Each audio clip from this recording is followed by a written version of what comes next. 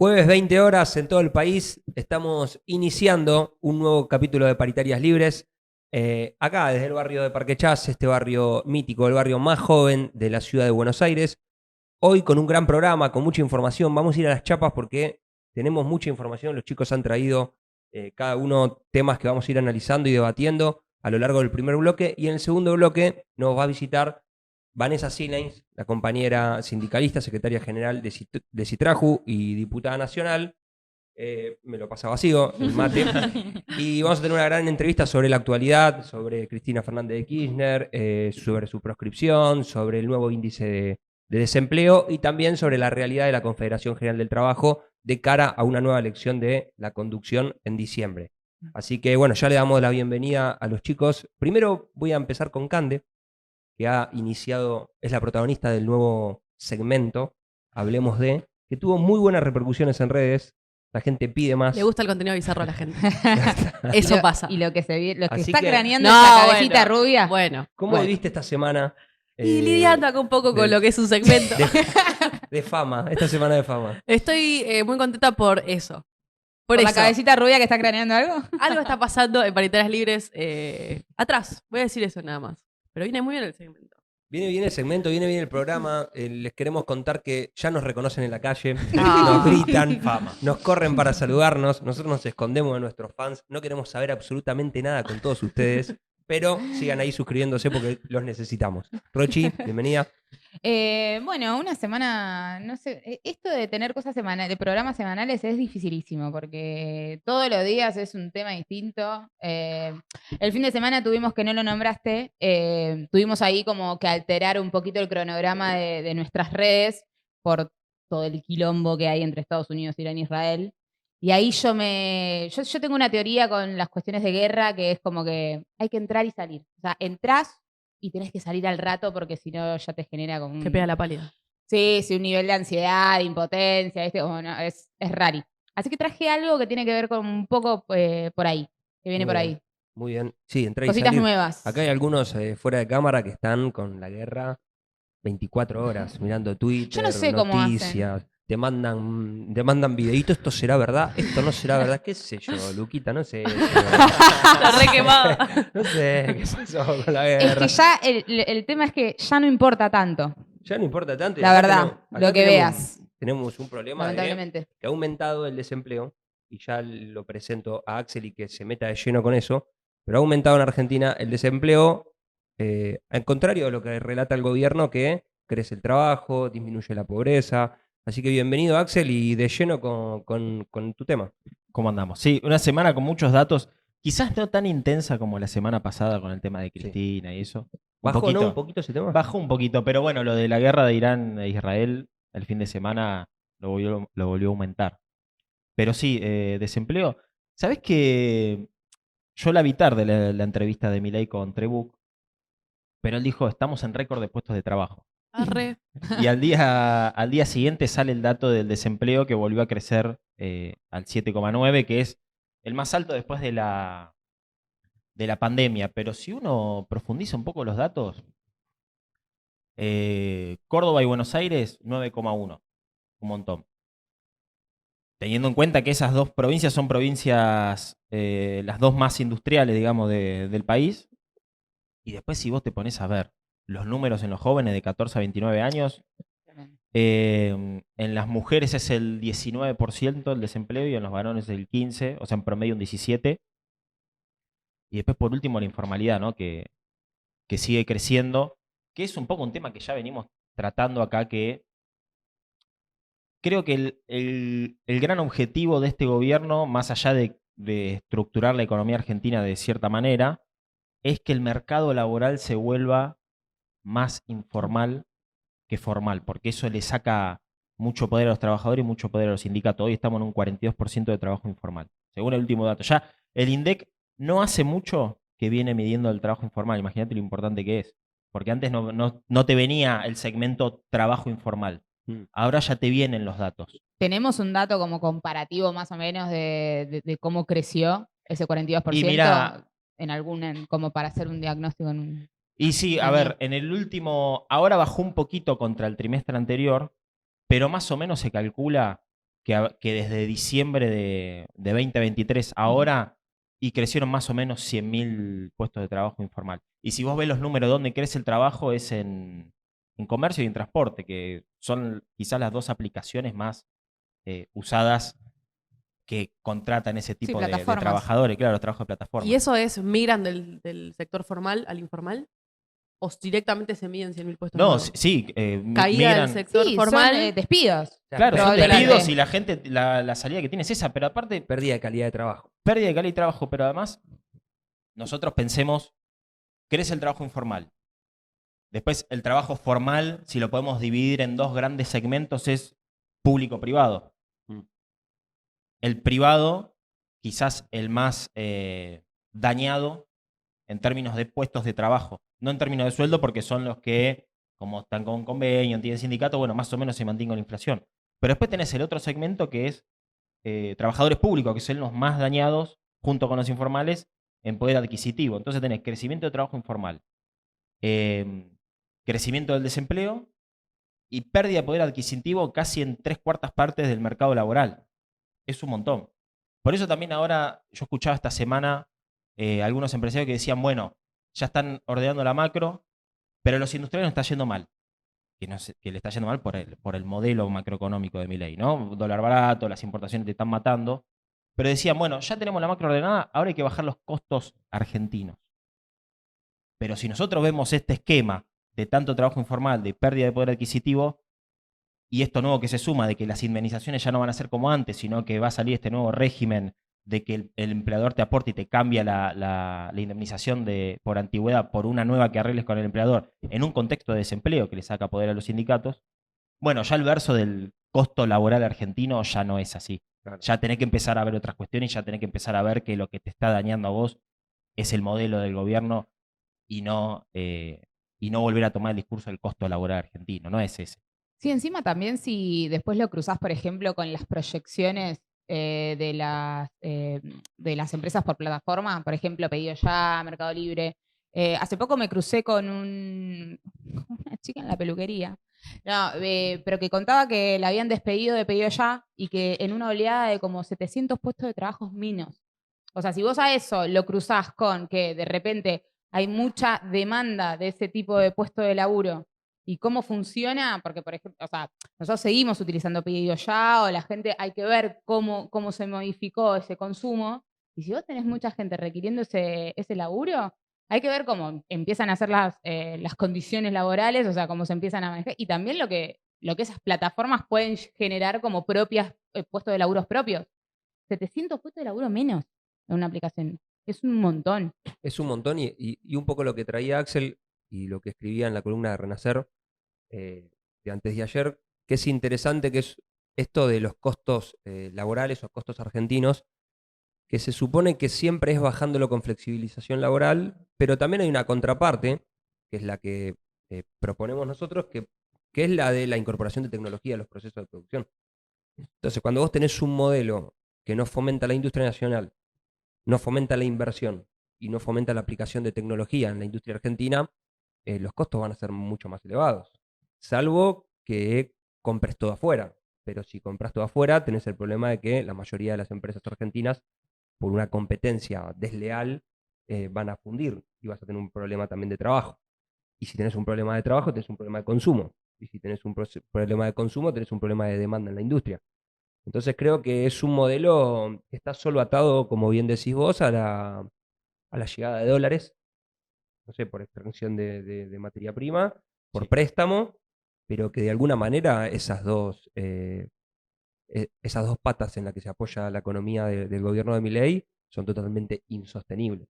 Sí, hay dos temas que tocaste. Primero, las importaciones, que también esta semana salieron los datos del comercio exterior, que la balanza comercial tiene un superávit contra el año pasado mucho menor, 600 millones de dólares, que es poco. Pero aparte es ver cómo caen las exportaciones, cayeron un 7% contra el año pasado y subieron las importaciones casi un 20%. Es mucho. Eso es todo no trabajo argentino. Pero después lo otro que tocabas sobre la tecnología, si uno pensaba un modelo de industrialización hace 80, 100 años, era, bueno, cerremos barreras comerciales, industrialicemos y consumo local. Pero hoy ya tenés que pensar en una economía tan globalizada, en un mercado tan globalizado, que la única forma de que vos te insertes al mundo es creando procesos productivos cada vez más tecnológicos y exportar esa tecnología, porque eso es lo que hoy da trabajo.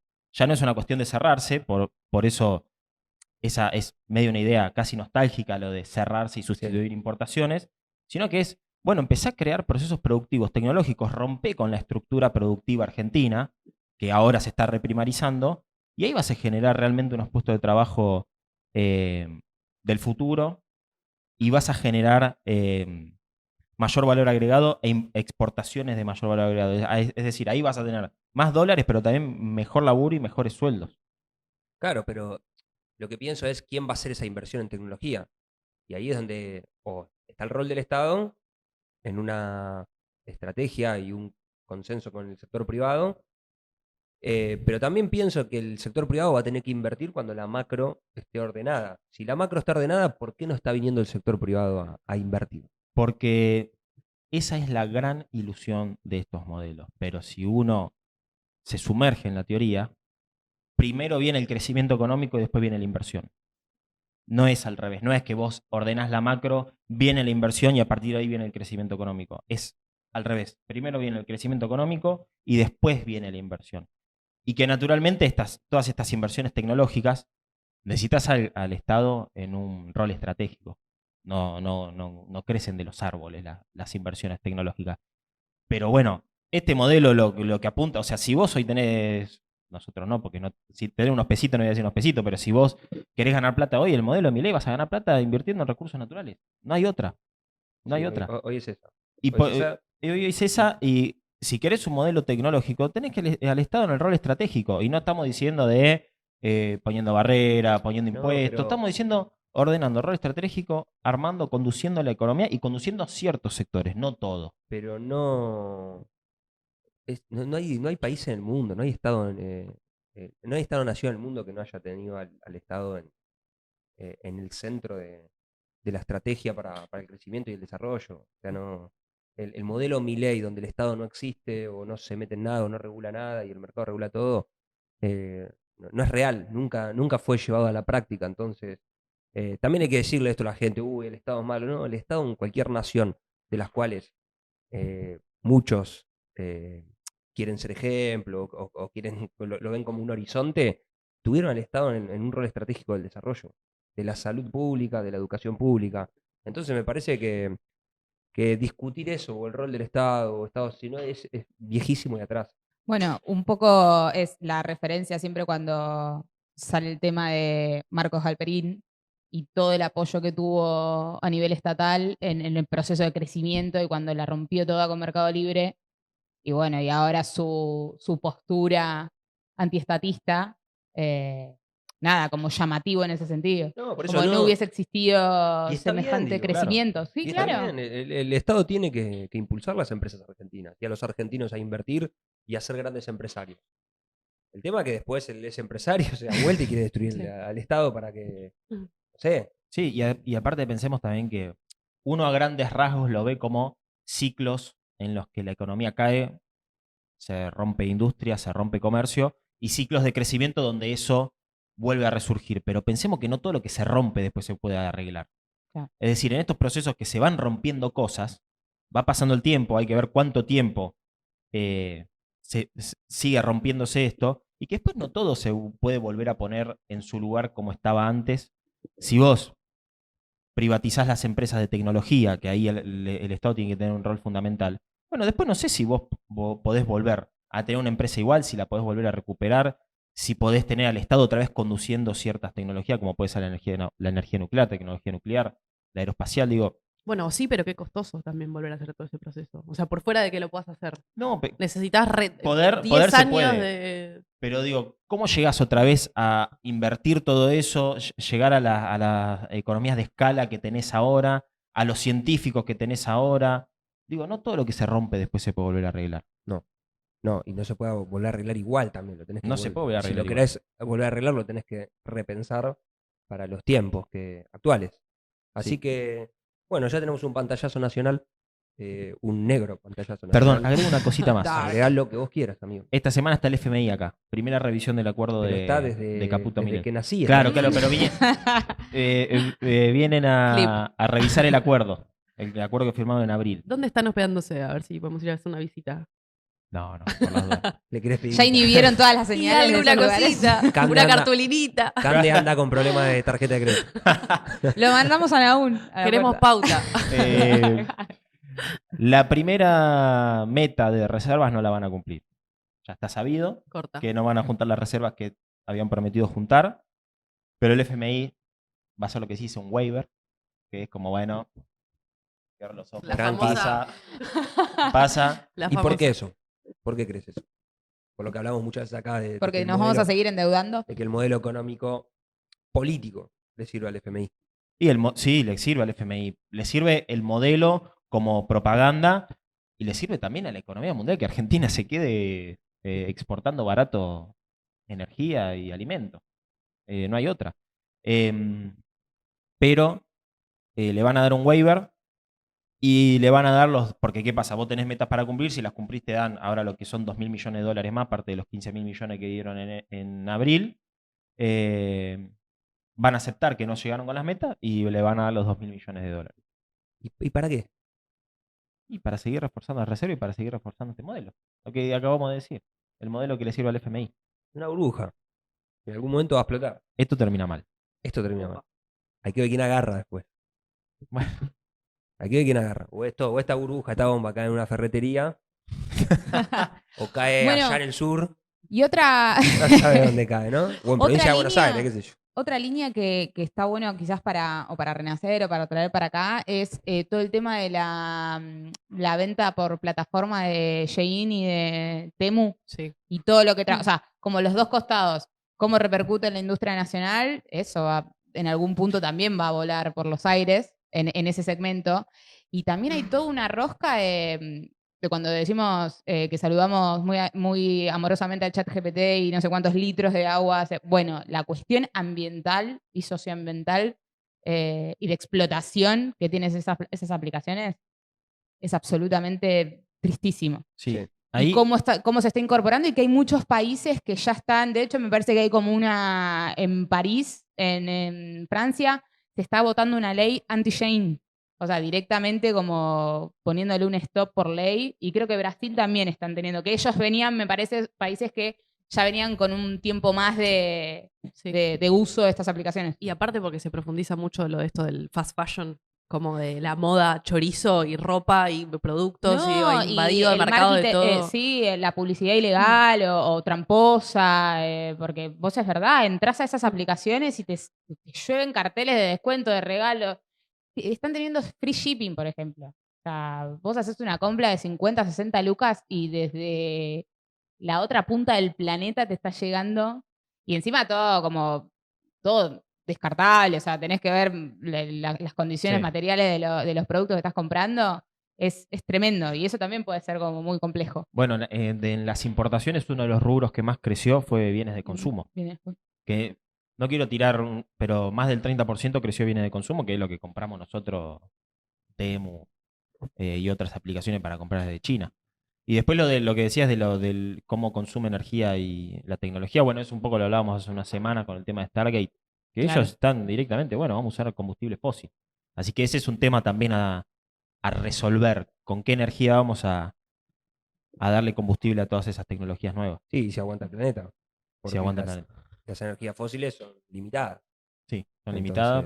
O Y si por ya eso soltaron. creo que ahí un poco toca también con el tema de las energías fósiles, la vuelta de las energías fósiles, todos estos conflictos mundiales que estamos viendo. Sí. Bueno, lo hablamos la semana pasada, del Por eso. petróleo. Por Un eso, ahí poco- se da todo. Y conflictos territoriales en el Ártico y lo que puede venir en la Antártida. Bien, con esto me das el pie para pasar a Cande y a todos los que le interesa cómo sigue la guerra Irán-Israel, Estados Unidos, podemos decir, Y yo porque sí. se ha metido en la guerra de lleno. Últimos sucesos, Cande. Últimos sucesos, no sé qué estaban haciendo el sábado a la noche, pero Estados Unidos se metió en la guerra. Así que no Yo me hubo paz. desperté con un mensajito de Cande No hubo diciendo, paz. che, Hay que cambiar el esquema de recortes. Estados Unidos se metió en la guerra, hay que volantear. Sí. Pero bueno, no, básicamente, como para pimponear dos cuestiones. Yo estaba en una cena y estaban todos chamacos y estaba... ¿Esto es para mí? Y no lo podía comentar con nadie porque nadie era gordo política, Claro. geopolítica. Entonces, Yo entré a Twitter y vi un tuit tuyo que decía: Se viene, gordo. Hoy va a ser una noche larga. Pero aparte, te leí con este tono: hoy va a ser una noche larga. Whisky y puchos. Dije, bueno, se vino. Bueno, no, básicamente para pasar el limpio, bombardearon, Estados Unidos se metió en la guerra y bombardeó 3 centrales nucleares, 3 instalaciones nucleares. Bien. Tengo los nombres para no olvidármelos. Fordo, Natanz y Ishafam, perdón. Ahí tengo una cuestión de color, que es, ¿por qué haces una...? Esto seguramente tiene explicaciones. O sea, lo que voy a decir es técnicamente una burrada.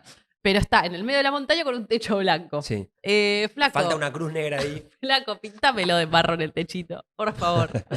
Pero bueno, esa es un poco las bases. Me recostó encontrarlos los drones. Claro, déjame Está joder.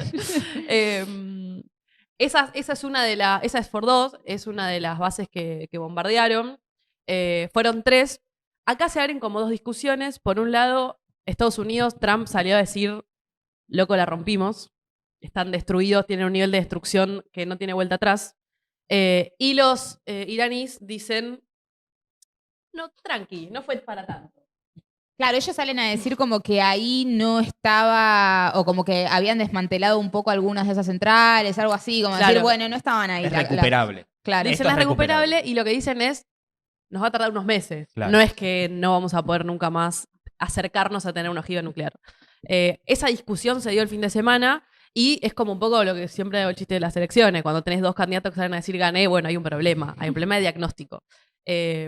Irán dice lo que pasó violó los límites del derecho internacional, que es un poco igual la discusión que se viene dando. Digo, todos los gordos geopolíticos estamos discutiendo si existe el derecho internacional o no, en cuestiones de si la legislación puede sostener conflictos de este tipo, o si es fuerza. Digo, bomba nuclear versus bomba nuclear, y el respeto es únicamente por un principio como Y en la de- cuestión local, él no debería tener un permiso del Parlamento norteamericano. ¿Quién? para- Trump para. Pasa que no le declaró la guerra. Fue un Claro, ataque, fue fue un ataque una operación Y eso militar. lo puede hacer Sí. por decisión del presidente. Sí, el tema es declarar la guerra, que lo tiene que aprobar el Congreso. Pero... Pero en realidad como esto siempre está excusado, como siempre Estados Unidos, digo, en una posible como ofensiva contra la destrucción de, no sé, en este caso Medio Oriente, como bueno, si está en riesgo el Estado de Israel, si está en riesgo las potencias nucleares o lo que sea, el objetivo desde que inició la guerra es desarmar la estructura nuclear de Irán. Entonces, bueno, la discusión era esa. Por un lado decían, bueno, lo que hicimos fue espectacular, digo, Irán ya no tiene más capacidad nuclear, y Irán diciendo, loquito, me lo demoraste 2 meses nada más. Puede pasar que me reconstruya y vuelva. En ese sentido, se destruyeron estas 3 centrales nucleares y se alcanzó un cese al fuego o un intento como de estabilización del conflicto. Se violó por unas horas, pero si no me equivoco, el domingo ya no se volvió a romper, digamos eso. Muy frágil, igual está ese parate, pero por ahora estamos en esa. no, Sí. que solo preguntarte. Medio que Israel pasó a un segundo plano, por lo menos mediático, ¿no? Porque después del bombardeo de Irán y Trump tomando el protagonismo público, Israel se quedó y Trump medio que los cagó pedo. Muchachos, Sí. no bombardee más porque Bueno, esto se terminó. el otro día escuchaba a alguien que decía era la primera vez que lo bardea en público a Netanyahu. Claro. Sí, y además también traje algo para que lo veamos, porque Netanyahu también está en una narrativa, hace unos meses, igual esto es de hace varias data, está en una narrativa rara. Es como si yo te dijera, Margaret Thatcher en el 82 está diciendo, argentinos, tranqui, los voy a salvar yo. O sea, le está hablando al pueblo iraní. Iraní. Sí. Está generando interno. Miren, Tonight I wish to speak to le está you, tirando como Le está un- tirando un God people of centro. Iran. Al pueblo. We're in the pueblo midst iraní. of one of the greatest military Versus operations Trump. in history. Operation Rising Lion. no, versus el régimen The Islamic iraní. regime, which O sea, is su oppressed propio them for gobierno. nearly 50 years, threatens to destroy my country, the state of Israel. Uy, no tengo los The anteojos. objective of Israel's military operation is to remove this threat, both the nuclear threat and the ballistic missile threat to Israel. And as we achieve our objectives, we're also clearing the path for you to achieve your objective, which is freedom. Que hace unos años. No, esto es del año pasado o principio de este año. Y después hay otro. Pero lo que les quería traer es como esta es la primera vez tan abiertamente que Netanyahu le habla al glorioso pueblo de Irán, separándolo de separándolo del conflicto, e incluso tirándole un centro, que es algo que hablábamos justo la semana pasada, tirándole un centro a un movimiento que fue como bastante revolucionario en Irán, que seguramente vieron imágenes porque se inundó las redes por esto, porque justo ahora, el 3 de junio que pasó, Irán desregula una cuestión de género, que es a partir de un par de revueltas en 2018, si no me equivoco, asesinan a una mujer por tener mal puesto el velo. Eso desencadena un movimiento feminista bastante como radical en Irán, donde había protestas diarias y de un poco se empezó como a torcer el status quo iraní en ese sentido. Eso siempre quedó ahí, digo, el movimiento es Vida, Mujer y Libertad. Y justo el 3 de junio también sucedió, este 3 de junio, o sea, hace un par de días, sucedió esto, que es una argelina, una militante argelina, después de la desregulación que les decía, salió en el prime time de un concurso de, no sé, de tipo de talentos, como si te dijera el Cantando por un Sueño. Y es muy conocido este video porque, bueno, se descubre el velo.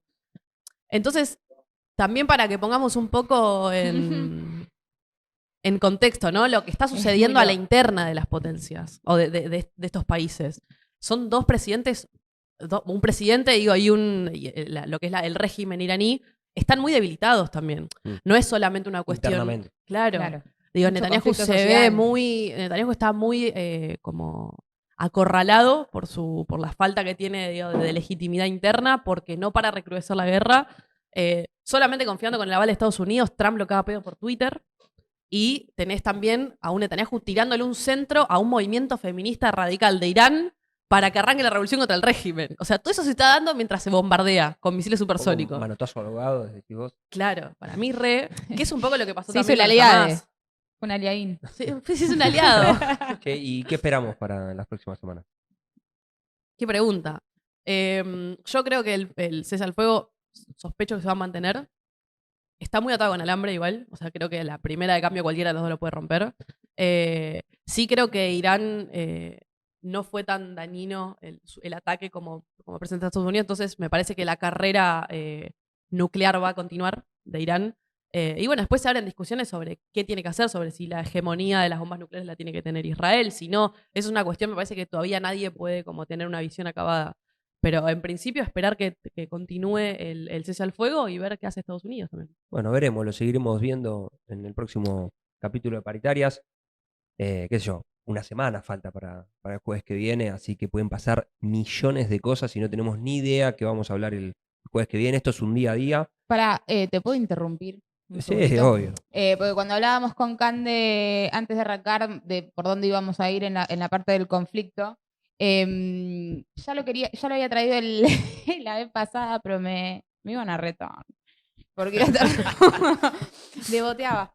Que ya es un libro, es una novela gráfica, Persepolis, seguramente capaz ya la tengan ubicada, pero si no son mucho de los cómics y de las novelas gráficas, este año estuvimos un montón metiéndonos de lleno con el tema del Eternauta, por ejemplo, que para mí de mis tres preferidas, esta es una de ellas, está el Eternauta y está Maus, que es sobre la Segunda Guerra Mundial y los campos de concentración, que es muy interesante. Y esta, mira, si vas a la primera hoja, Fermi, a las primeras viñetas, justamente es el proceso previo a lo que está contando Cande. Que en los 80, en la revolución del régimen, se volvió obligatorio el uso del velo en las escuelas. Y así arranca la historia, que es una historia autobiográfica, de cómo es el proceso de Irán, en este sentido, en estos cambios de los regímenes cuando se vuelven como más Sí, conservadores y progresistas. Y en ese sentido es para que, no sé, si les interesa Bien. un poco como profundizar un poquito ahí, sobre todo en Irán, que en ese sentido es muy interesante como todo su recorrido respecto de eso. Y sobre todo también es una línea, un contenido de la bibliografía feminista que si en algún punto también ahí interesa, pueden ir. Bien, ya está llegando Vanessa Silvain a nuestro estudio. Después del corte vamos a estar con ella hablando un poco de actualidad, sindicalismo argentino, la renovación de la CGT que se viene en diciembre. Pero antes veníamos hablando de la guerra y la obra la vamos a ver desde un prisma cultural. Así que seguramente, Rochi, te trajiste algunos datos copados, algunas ya recomendaciones. Y sí, vamos de lleno Perfecto. con vos porque el segundo bloque va a ser todo con Vanessa. Dale, de una. Sí, mi domingo fue muy de la violencia y las imágenes. Cuando Cande vos traías esto de los drones y te causaba... ¿Qué deep puede ser ese lugar? Violencia e imágenes. Bueno, mira, yo hubiese traído, de hecho hay un libro que también es una recomendación que está publicado a principios de junio, lo publicó Caja Negra, que se llama Imágenes Operativas.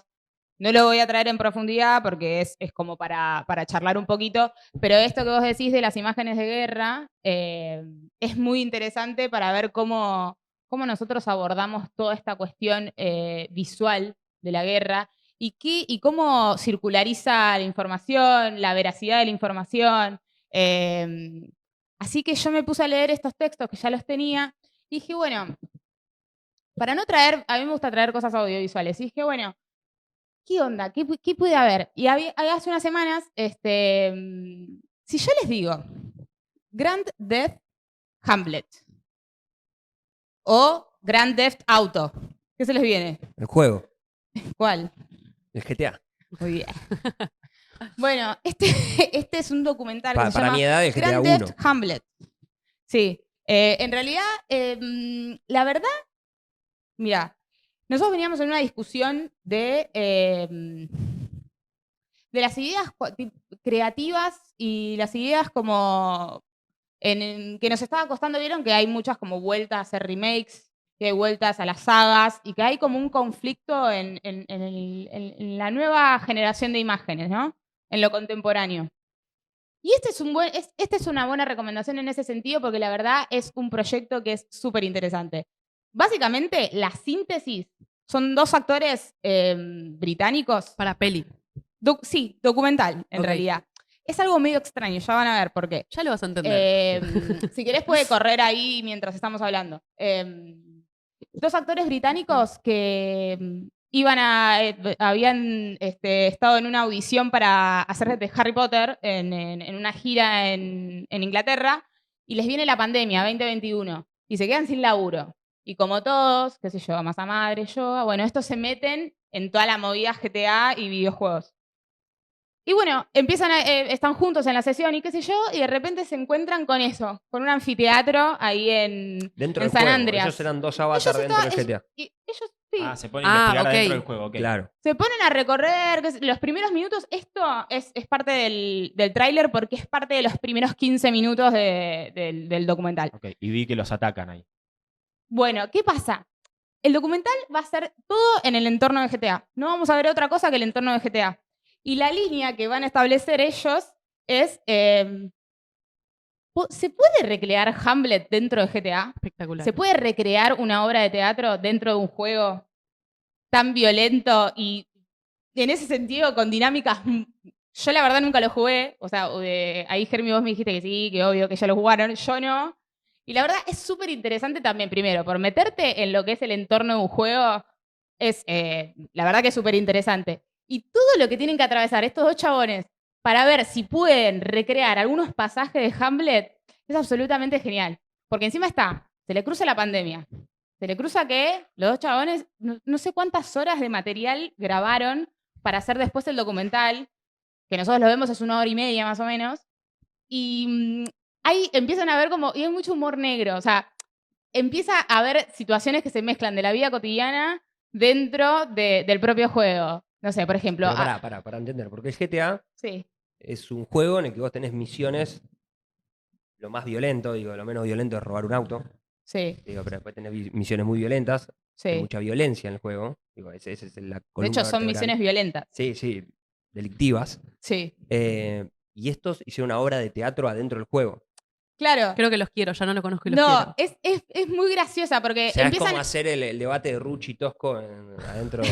Claro, porque después, o sea, empiezan como a tener como conflictos. Por ejemplo, cómo anunciar, o sea, cómo reclutar gente. Tienen que hacer audiciones, porque tienen que hacer una obra de teatro, entonces tienen que hacer audiciones. ¿Cómo hacen? Bueno, empiezan a colgar en las plataformas ciertos videos buscando a gente si les interesa participar de la obra. Y ahí empiezas a ver, y todos con skins.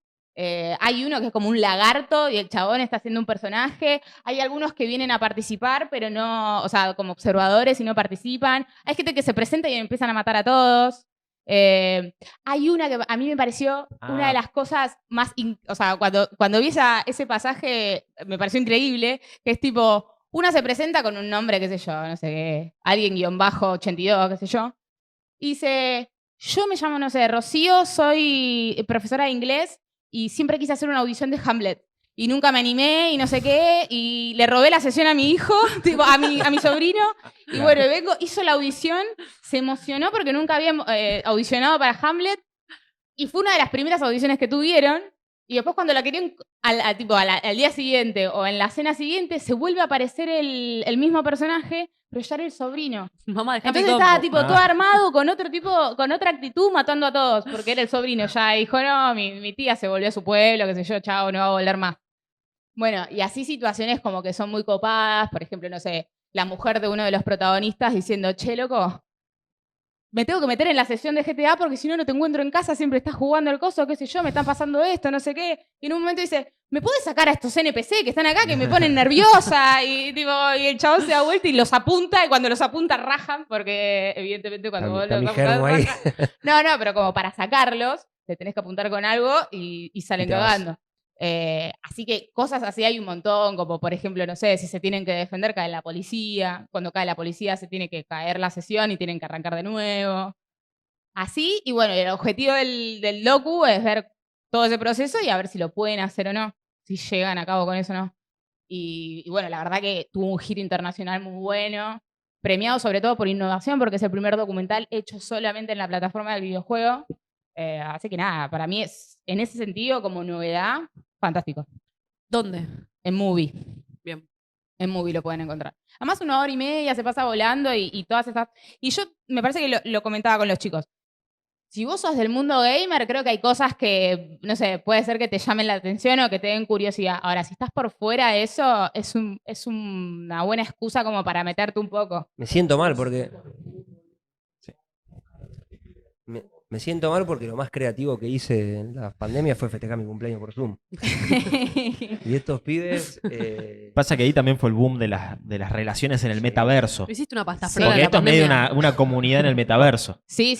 Y lo difícil que es eso, ¿no? Que es cuando la dinámica es tan violenta y tiene como un mecanismo tan marcado el GTA en ese sentido. Generar esto, el compromiso de que a los días siguientes la misma gente vuelva y pueda llegar a hacer No, espectacular. algún pasaje. Y la discusión, ¿no? De qué tan real es la virtualidad y qué tan real es habitar la virtualidad, que es parte ya de nuestras vidas cotidianas.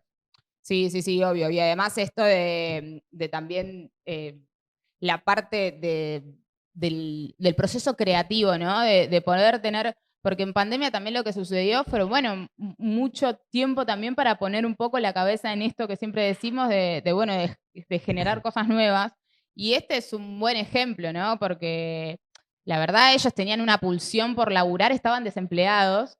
Y nada, generar como este tipo de registro nuevo también es como para resaltar, ¿no? Bueno, espectacular. Hemos pasado por la coyuntura nacional, por la coyuntura internacional y también las recomendaciones de Rochi para este fin de semana. Véanla porque debe ser súper interesante. Yo lo voy a hacer. Seguro Me también en encantó. Stremio está, o sea, está colgadita por ahí, pero si no, si tienen Movie, La gente se la va a rebuscar, pero bueno, ya vamos al corte porque está llegando Vanessa y vamos a tener una gran entrevista con una sindicalista importante en el mundo del trabajo y también en el futuro del trabajo. Así que en breve arrancamos con ello.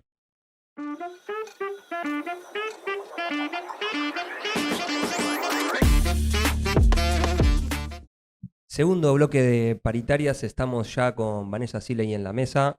secretaria general de Citraju, diputada nacional e integrante del Consejo de la Magistratura. Vanessa, bienvenida a la Mesa de Paritarias Libres. Hola, ¿qué tal? Buenas tardes. Bueno, muchas gracias por invitarme y un gustazo estar acá, la verdad. No, está bien, teníamos muchas ganas de hablar con vos hace rato. Se dio en el programa Casi 50 Ah, de mira. Paritarias Libres. Estamos ¿Y cumpliendo un desde año. cuándo venían? Un año y medio Ah, tenemos. muy bien. Hemos mejorado programa a programa, no somos periodistas, somos militantes sindicales y políticos, así que bueno, entendenos No, por en la favor. dinámica de la Al entrevista. contrario, al contrario. Vanessa, sos la primera persona y compañera que se sienta en la mesa de paritarias después de que anunciaron la proscripción de Cristina. Ujú. Entiendo que la viste, que estuviste con ella, que estás cerca de su entorno. Contanos cómo está, cómo la viste, si habló con vos sobre el mundo del trabajo, si habló con vos sobre la coyuntura de los trabajadores. Sí, la vi antes de que salga la sentencia, ¿no? Ahora, como ustedes bien saben y como sabe todo el país, a Cristina las condiciones de detención son como una continuidad de las malas condiciones que vivió o de las faltas de garantías que vivió durante toda la causa. Y en sus condiciones de detención vuelve a repetirse este escenario donde ni un preso común alojado en un penal tiene las restricciones a las visitas que el tribunal de estos 3 jueces que están sospechados o casi confirmado, diría yo, en su imparcialidad. El ejemplo más evidente es el de Jiménez Uriburu, que jugaba al fútbol con Macri y que, bueno, el señor se presentaba ahí con el termo de Liverpool para provocar la impunidad que genera este tipo de personajes, ¿no? ¿Cómo la vi ese lunes 16 de junio? Qué histórico, ¿no? La verdad que no me lo voy a olvidar nunca. Estaba con otros compañeros del movimiento obrero, con Paco Manrique, con el Tano Catalano, y entera, firme, convencida, eh, indoblegable. Cristina es indoblegable. Y bueno, y por eso no le perdonan nada. Y lo que menos le perdonan es algo, sí, hablamos siempre, y ella venía ya hablando de la situación del empleo en la Argentina. Pero ella pone algo que nosotros tenemos que estudiar bien y pone un primer eje en materia de empleo arriba de la mesa para discutir, que es el reparto de la riqueza entre capital y trabajo. ¿Cómo vamos a generar condiciones dignas o mayor niveles de empleabilidad y por ende menores niveles de desocupación? Vimos el otro día que salieron los índices, ¿no? Después, si quieren, podemos hablar de cómo estamos en materia de empleo. ¿Cómo vamos a abordar las nuevas relaciones laborales? ¿Cómo vamos a abordar que tenemos un 50% de los laburantes en la Argentina que no están registrados, que no tienen lo que tienen ustedes, que son delegados y delegadas, convenciones colectivas de trabajo, la posibilidad de discutir paritarias, también recuerdo, ¿no? Yo hace mucho que discuto paritarias en mi organización. Y la última vez que discutí una vez al año paritaria fue en el año 2015, durante el gobierno de Cristina. Nunca más se volvió a discutir en la Argentina paritarias una vez al año, sino que se discuten paritarias cada 2 meses, cada 3 meses, con Macri nació aquello del gatillo, cláusula de gatillo, que no la teníamos en nuestro haber. Sí, las Era revisiones algo muy permanentes. noventoso, la cláusula gatillo. Nosotros, como generación, todas las que estamos en esta mesa, no habíamos vivido una paritaria con gatillo, ni las revisiones. Y yo ahora ya, por ejemplo, a mi paritaria le puse la paritaria menstrual, porque una vez al mes. Y obviamente que es una herramienta, se ríen los compañeros ahí. Es como, viste, para ponerle un ¿Hay poco desconocimiento al no, un poco de perspectiva de género al mundo sindical, un poquito. No, a mis compañeros, a los que más le da vergüenza son a mis compañeros del sindicato, quédense tranquilos. Pero esta deformación de la discusión paritaria nos tiene que hacer darnos cuenta de que esto no es normal y habitual, discutir paritarias una vez cada 1 mes, cada 2 meses, y encima perder contra la inflación. No es que le ganamos a la inflación. Y bueno, ese país que nos dejó Cristina es la clave de esta causa y de esta prisión ilegítima, ilegal y prisión política. Es la clave, la gestión de gobierno que podemos poner como un hito, para mí, el desendeudamiento y el reparto de la riqueza, que superó el 52 para el trabajo y el 48 para el capital, es lo imperdonable. Es lo que no le perdonaron a Perón.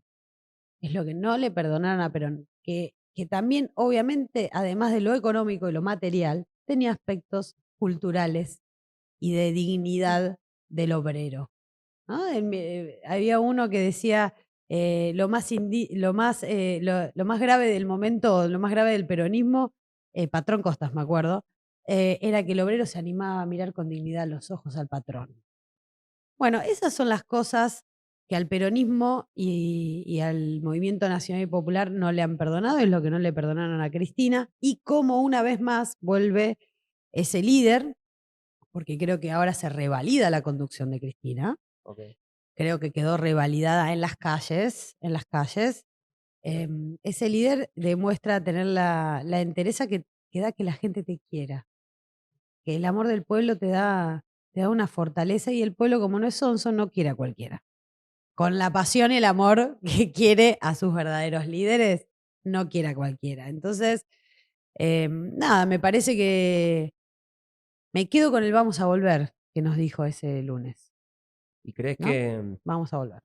vamos a volver? ¿Y crees que las organizaciones sociales, sindicales, políticas que forman el conjunto del peronismo, estos 2 años y en las elecciones que vienen, tienen que discutir la ilegitimidad de la condena, o tienen que discutir cómo vamos a volver al modelo de país que supimos tener la década ganada? Las dos cosas.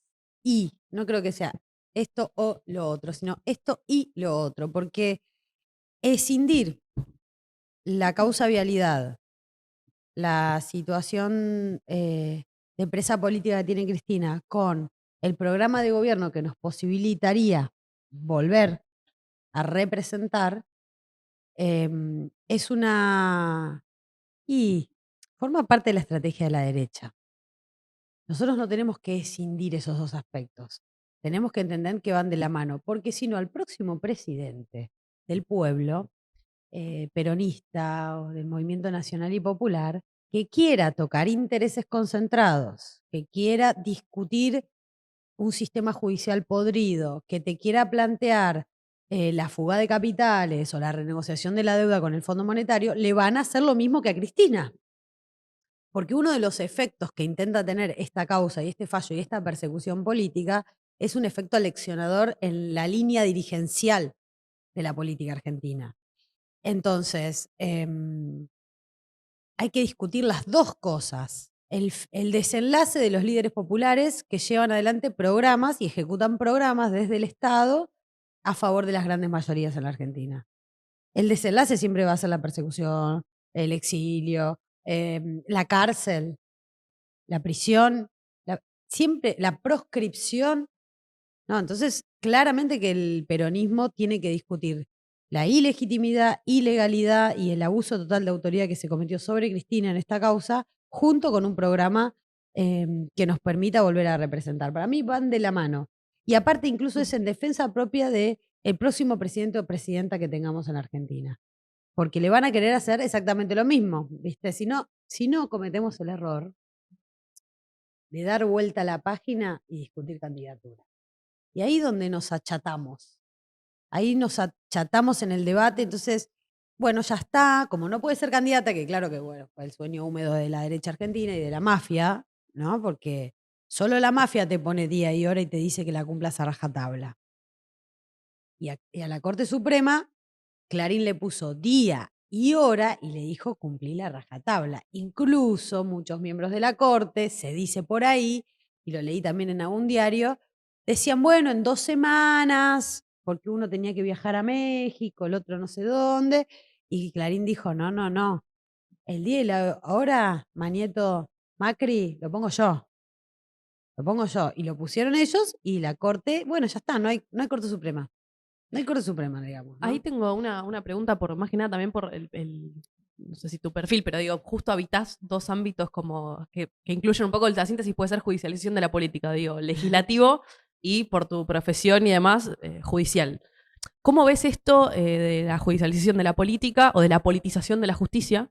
que es un proceso bastante como retroalimentario. Y también preguntarte por el juicio político a Rosenkrantz del 2020. Porque Bueno. quizá eso también nos sirve como para pensar de dónde venimos. Bueno, hay algo que Cristina llamó, y creo que todos nos sentimos contenidos en esa idea, era el gobierno de Alberto todavía, insatisfacción democrática. Insatisfacción democrática, donde las necesidades básicas primarias de la sociedad no estaban siendo resueltas por los poderes del Estado, ¿no? Entonces, es como nos pasa ahora, paréntesis, como nos pasa ahora cuando vos hablas con cualquier laburante y le decís, che, hay que defender las convenciones colectivas de trabajo, la ley 14.250.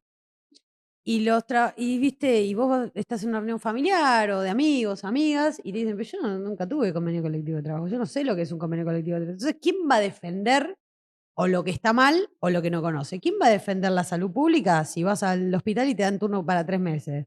¿Quién va a defender la educación pública si vas a la escuela y los pies se quedan de frío porque están todas las ventanas rotas? Bueno, cuando Cristina referenciaba la insatisfacción democrática, yo lo linkeo con esto de que un poder judicial que no haga justicia y no garantice la Constitución, sino que, por ejemplo, legisle. Y ahí está la Corte reviviendo viejas leyes derogadas de hace 16 años, llámese la ley del Consejo de la Magistratura. O ahí está la Corte cumpliendo el rol policíaco de los grupos económicos persiguiendo políticamente. Ahí está la Corte no resolviéndote rápido un divorcio, no resolviéndote rápido un daño y perjuicio, un accidente de tránsito, una cuestión de familia. Digamos, entonces, esa insatisfacción democrática llevó a un punto en donde la política, sin capacidad de abordar los temas, pretende ganarla, no en las urnas, sino en el escritorio, en la sentencia. Lo que no pueden ganar en las urnas los llevaron a un lugar en donde pierde toda la política, incluso el mismo que lo llevó, salvo el mismo que lo llevó, pues yo pienso en causa vialidad, pienso en Iguacel, pienso en Macri, pero me preguntaría qué va a ser de la vida de Milei, que está gobernando hace 2 años sin presupuesto nacional, y cómo va a ser para justificar su nivel de vinculación con la ejecución de la política presupuestaria, por ejemplo. Con la doctrina de la Corte Suprema, Milei es responsable de lo que haga el último funcionario de cualquier provincia argentina con respecto a la administración de los recursos. Con esta sentencia. Si esta sentencia ya está, es doctrina judicial esta sentencia. Se le va a aplicar a cualquier funcionario, a cualquier presidente. Bueno, creo que ese es el grave problema donde se cayó con esto de judicializar la política. Le diste poder a un sector del Estado que se llama Poder Judicial que está podrido. Y está podrido hace muchos años. Por eso nosotros y nosotras en el 2020 presentamos el pedido de juicio político a Rosenkrantz, que no fue ni más ni menos que por el 2x1, recordarán, ¿no? Aplicarle a los genocidas el beneficio de la libertad con la reducción a la mitad de las penas, el famoso 2x1, que es muy conocido en la sociedad. Que después la movilización popular lo hizo revertir. Eso también, valga recordarnos, creo que fue en el año 2018 Sí. o 17 Sí, o plaza 18. muy llena. Reprimida, De los pañuelos blancos, la plaza de los pañuelos blancos, eso llevó al Congreso a sacar una nueva ley y a la Corte a sacar un nuevo fallo. Entonces, creo que la judicialización de la política es un camino sin destino para la democracia. La división de poderes, los 3 poderes del Estado, que es una división funcional, pero a la vez tiene algo que es importante, que es que un poder controla al otro. Entonces, ¿quién controla el que controla el último controlador de nuestra vida, de la libertad, la propiedad y la vida de las personas? ¿Quién es? El último controlador de eso, ¿quién es? El Poder Judicial, el sistema judicial, ¿no? Bueno, ¿quién controla el que controla? El Congreso de la Nación. Al Poder Judicial lo controla el Congreso de la Nación. ¿Con qué mecanismos? Juicio político, por ejemplo.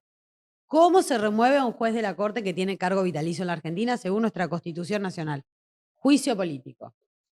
Y es llamativo que una cite el artículo 53 de la Constitución Nacional, refiriéndonos a juicio político, o el artículo 110, que dice que un juez dura de por vida, salvo que hasta que dure su buena conducta. Si su conducta ya no es buena, no tiene por qué seguir siendo juez. Y te digan que estás amenazando a la Corte Suprema. Esto me pasó literal. O sea, fíjense qué patas para arriba que está todo en la Argentina, que citar la Constitución Nacional, controlar al que controla cuando se desvía de poder, es amenazar. ¿Viste? Está todo mal, está todo dado vuelta en términos institucionales, pero porque también está todo dado vuelta en términos económicos. Siempre son dos vías paralelas esas. Cuando vos ves que las instituciones empiezan a fallar, que tenemos democracia de baja intensidad, que la violencia se apodera del debate político y que hay persecución y demás, mirá la economía. Y la economía te va a dar un 7,9% de desocupación, casi 8% de desocupación, te va a dar que el poder adquisitivo tiene una retracción de 20 puntos, te va a dar que se están fugando todos los dólares que hay en la Argentina, te va a dar que volvió el Fondo Monetario Internacional. Mirá qué casualidad. Y cuando ves la historia, te encontrás con el golpe de Estado del 76 y decís, y no es casualidad. La supresión de las garantías civiles viene de la mano de un modelo económico que se funda en la valorización financiera, destruye la industria, destruye el trabajo y por ende también viene de un modelo económico que genera desigualdad social. Va exactamente de la mano. Sí, es el modelo económico actual de Milei que hemos analizado muchas veces en esta mesa y lo caracterizamos como algo insostenible. Sí. Son modelos que no se pueden sostener en el tiempo porque generan mucha desigualdad social y falta de trabajo. Ahora, pareciera que cuando vas a hablar con los trabajadores y trabajadoras todavía hay una confianza en el gobierno, no está rota esa relación de confianza entre el gobierno y los trabajadores. Creo que también habla un poco más de nosotros, de que no tenemos una alternativa construida con caras que representen. Entonces, muchas veces se piensa que el peronismo tiene que esperar a que esto se rompa, esa relación de confianza se rompa para poder entrar en acción. Y yo creo que el peronismo tiene que construir una alternativa que genere esperanzas. ¿Vos la estás viendo esa construcción con Cristina fuera de la cancha electoral? ¿Se está dando, se empieza a dar? A ver, desde el principio de lo que dijiste. Que vos tengas en el conurbano bonaerense 10 puntos, pues 9,7.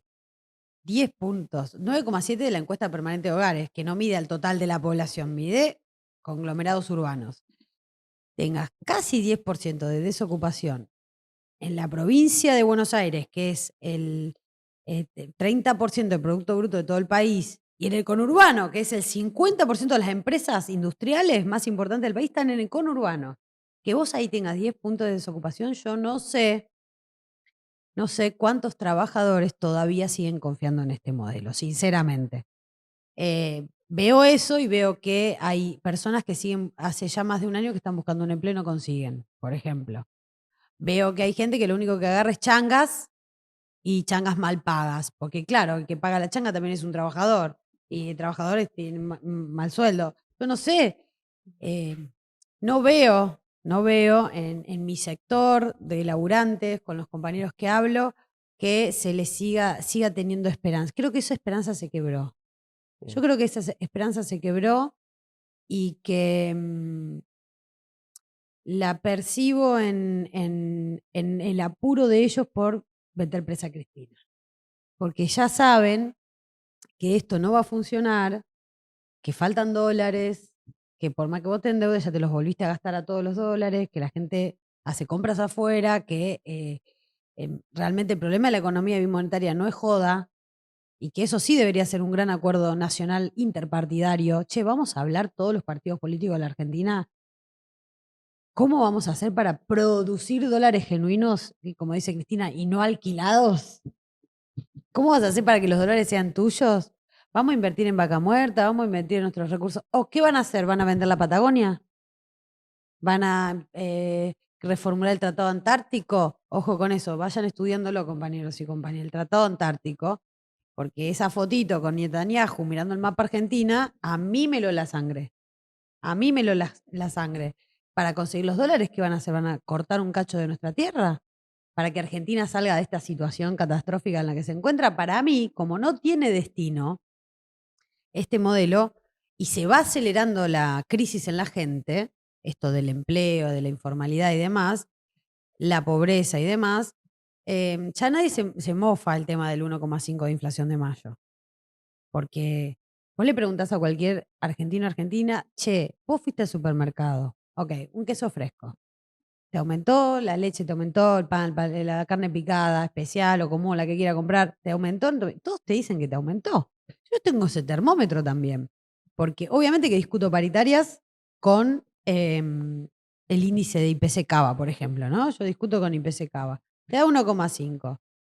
Y yo me doy vuelta y me dicen los trabajadores, Vanessa, no es 1,5. ¿Viste? Es como Sí, una sí, lucha. Te juro que fui, mirá, te muestro esto, te muestro que compré esto, te muestro. A mí me gusta preguntar, ¿qué compraste en el supermercado? ¿Viste? Hablar de eso con los laburantes. ¿Cómo bien? Y no hay un trabajador que te diga que no le aumentaron las cosas por encima del 1, del 2, del 3. Y los dólares, el aumento de los alquileres, el aumento de alquileres en dólares, ¿no? Las cosas que aumentan. Bueno, ahora aumentó la nafta. Yo no sé cuánto va a ser la inflación, si va a seguir a esta baja. Si ya la inflación sigue, el numerito, bajando, yo dije, bueno, empecemos a medir la inflación de otra manera en la Argentina. Porque esto ya no es verídico, no es sostenible.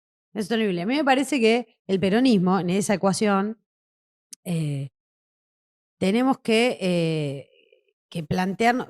Yo no sé si eso de que esperar a que todo explote, como decís vos, me parece que esa es como una fantasía.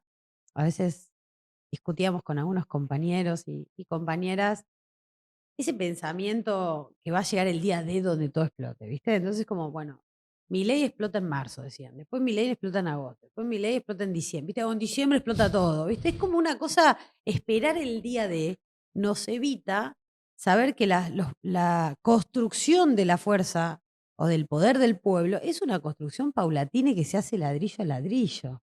Y para eso necesitas compañeros y compañeras que sean dirigentes, ¿viste? No solo diri, que se le falta a la gente. Dirigentes, que estén con la gente, que planteemos construcciones de abajo para arriba también, que dejemos de ser militantes electorales. Ojo, yo te lo digo, una vez dije esto, dejemos de ser electoralistas y un compañero, intendente, me dijo, pero vos sos diputada hace 8 años. Bueno, no tengo ningún problema dejar de serlo. O sea, no voy a dejar de militar. Ese es el quid de la cuestión. Si vos qué anteponés ante tu trabajo, tu misión, ocupar un cargo para nosotros no es una carrera, es una misión. Tenés esta misión. Y si para cumplir la misión que a vos te manda el movimiento o el partido o la conducción, tenés que ocupar 1, 10 o ningún cargo, es una cuestión accesoria. Eso es lo que tenemos que empezar a entender. Nosotros tenemos que estar en la ecuación Cristina Pueblo. Somos auxiliares de esa conducción. Eso hay que entenderlo. Somos el conjunto de referentes o dirigentes, como quieran llamarlo. Somos auxiliares en esa ecuación que hay que fortalecer. Cristina Pueblo. Me parece a mí que eso sentí cuando estaba en la Plaza de Mayo el 18 de junio, mirando al éter y escuchando la voz de Cristina, que salía de un teléfono. Y ahí dije, bueno, esto es una serie, un capítulo de Black Mirror peronista. No lo pensaron en Black Mirror. Y bueno, y acá estamos, los peronistas otra vez dando esta batalla. No, bien, coincido en que no hay que esperar que esa confianza se quiebre. Bueno, vos fuiste contundente, ya se quebró. Pero bueno, discutiendo con muchos y compañeros y compañeras, está eso de esperar que esto se caiga, de que esto es insostenible, que ya se va a caer. Y lo que veo por ahí es muy poca discusión programática, más allá de que Cristina ha dado líneas para poder trabajar y muy claras. Y la verdad que no tenemos más que compartir esas líneas, solo tratar de operativizarlas. Sí. Y después en nuestro mundo gremial, ya como delegados, hay una división entre lo que tiene que hacer la política y lo que tiene que hacer el gremio, o lo que tienen que hacer los militantes gremiales. Y en vos veo una compañera, secretaria general, pero que también ocupa el cargo de diputada nacional. Para nosotros eso, para nuestra formación, es un poco contradictorio que los sindicalistas se metan en la política. Pero también entendemos que los compañeros militantes gremiales podemos abordarla quizá de una mejor formados que otros compañeros que militan en la política. Porque tenemos esto que hablábamos fuera del aire, somos delegados, tenemos una tarea de recibir problemas permanentes. Sí. ¿Qué le Gran dirías? tarea, gran tarea. ¿Qué le dirías hoy en día a todos esos compañeros delegados que le interesa la política, que se quieren meter, pero que Sí. bueno, que el gremialismo, te lo reformulo, ¿se separa el sindicalismo de la política? Sí, cómo se articula, digamos. Ajá, ajá. Bueno, tengo una opinión muy, muy formada sobre ese tema. Y voy a citar una frase que todos ustedes conocen. No hay solución gremial sin solución política. No hay solución gremial sin solución política, porque vos, las compañeras, son muy buenos delegados y delegadas. Y tal vez, ¿cuánto hacen que son delegados y delegadas? Hace varios años ya. Sí. Varios, Sí, varios 10 años. 10 años. Sí, 10 sí, 10 años, años. 11 años, bueno. Y siguen siendo los mismos y cada vez mejores, porque uno se va formando, se va preparando en el tiempo y demás. Ahora, al conjunto de los trabajadores, por más que seamos muy buenos delegados y delegadas, muy buenos representantes gremiales y demás, ¿les va mejor con un gobierno popular o con un gobierno de derecha? No popular. Con un gobierno popular. Entonces, ¿solo el sindicato puede? No. Claro que no. ¿Solo el gremio puede? No. Hay que unir esa fuerza que emana de la conducción del Estado con las organizaciones libres del pueblo. Eso tiene que ser amalgamado. Yo creo que una de las grandes sonceras instaladas, tanto en la política como en el movimiento obrero, contra la cual yo lucho todos los días, es una cosa es la política, otra cosa es el sindicalismo. ¿Son lógicas distintas? Sí. Son mundos que tienen sus particularidades, sus normas internas. Un sindicato no es lo mismo que un partido, aunque cuando vos ves las cartas orgánicas, el estatuto del gremio y la carta orgánica del partido, decís, ah, mira, también tienen congreso, ah, mira, también tienen un consejo directivo, ah, mira, bueno, los órganos que componen las instituciones libres del pueblo suelen ser muy parecidos. Puede ser que la lógica sea diferente en alguna cuestión metódica o táctica, pero en lo estratégico tenemos que unirnos y unir fuerzas, porque vos, si no es pensar con ojos de provincia, decía el general. Acá en la Argentina hay que pensarlas con ojos de nación, no con ojos de provincia. Parafraseando, Cristina dice, una cosa es el federalismo y otra cosa es el provincialismo. Entonces yo creo que no, que es una gran soncera decir que es una contradicción ser militante de una unidad básica y ser delegado de un gremio. Yo veo a muchos compañeros de los gremios militando en unidades básicas, militando en clubes de barrio, militando en la política con el vecino, con el compañero, con la compañera, y me parece que eso contribuye a la constitución de cuadros integrales. Y me parece muy saludable. Es más, hay que llevar más del sindicalismo a la política y tal vez algunas cosas de la política al sindicalismo. Yo no creo que sea bueno que nos hayan colocado en compartimentos estancos que no podemos cruzarnos, convivir e incluso traspolar lo bueno de un lado hacia el otro lado y viceversa, digamos. Redoblando la apuesta. ¿Eh? Redoblando la apuesta, digo, Vanessa. No, pero vos sabés que siempre me pasa esta conversación entre compañeros y compañeras y me encanta que se dé acá con ustedes. Que no, esa es la lógica de la política. No, Claro. esa es la lógica del sindicalismo. Entonces, a veces sabes que siento que soy demasiado sindicalista para hacer política y demasiado política para ser sindicalista, ¿viste? Y como que te encontrás siempre en un no lugar. Y yo creo en la síntesis. Creo en las síntesis superadoras. Y eso es lo que nosotros tenemos que construir, ¿no? Me parece. Y aparte faltan un montón de compañeros y compañeras del movimiento obrero en las bancas. Hay que pelear por eso. Hay que pelear por eso, sí. Bueno, un poco Paritarias Libres es esto, es un proyecto de compañeros que tienen responsabilidades gremiales, pero que también discuten todos los días con la política y de la política. Así que O está sea bien. que vos estabas buscando la respuesta que te... Yo estaba buscando. Muy bien, muy bien, muy bien. Eso lo aprendiste en el sindicato. Está muy bien, está muy bien. Vanessa, no te voy a decir cómo te cayó la ausencia de la CGT, porque para mí no fue una ausencia, sino que hubo un comunicado y se expresaron ante la... Es otra de la pregunta como la anterior para que... ante la condena de Cristina, dieron libre participación a los sindicatos. Hubo muchos sindicatos en la plaza, pero sin embargo te he escuchado en otras entrevistas que vos hubieras tenido otra posición que tomó la Confederación General del Trabajo. ¿En cuál entrevista? En la de Mengolini. Y no dije eso. No dije lo mismo que dijiste vos antes. Que dieron... Dije que la CGT no son 3 personas. y que la CGT estuvo en la plaza. Si vos me decís que la CGT son 3 personas, yo te digo, no, es un grave error. Porque las CGT son las regionales, los sindicatos, las seccionales, las comisiones internas. Ahora, si vos me decís, los 3 representantes del triunvirato estuvieron en la plaza, yo te voy a decir, no, porque no estuvieron los 3 triunviros en la plaza, si querés. Ahora, la CGT sí estuvo. Y eso lo remarco mucho porque si no, es no darle valor a los que pujan desde adentro para que haya salido ese comunicado, a los que pujan desde adentro para que se haya dado esa libertad de acción. Obviamente que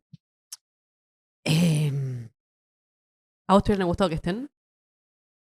no, a mí me hubiera gustado, pero de hace muchos años atrás otra cosa, otro debate en el movimiento obrero. ¿Por qué llegamos al 50% de informalidad en la Argentina? ¿Cómo puede ser? ¿Qué somos? Si somos peronistas, en este país pasó Perón. ¿Cómo vamos a tener 50% de informalidad increciendo? Increciendo, porque esto va más para arriba. ¿Cómo puede ser que no se evalúe la equiparación de lo que vale el trabajo y entonces vos sos un obrero industrial y tu trabajo vale menos que el que anda en Uber? ¿Qué está pasando con los niveles salariales dentro de la bolsa del trabajo? Y todos estos debates, las nuevas tecnologías, la economía de plataformas, la inteligencia artificial. Yo no tengo un lugar en la CGT. No veo, no es yo, Vanessa, no veo porque ojalá lo hagan y no me inviten, no me importa. No veo que haya un debate y un programa, porque ¿qué le aporta el movimiento obrero al programa político? Le tiene que aportar una visión de trabajo. Tenemos que aportar, Perón decía, en el modelo argentino, ¿qué decía Perón?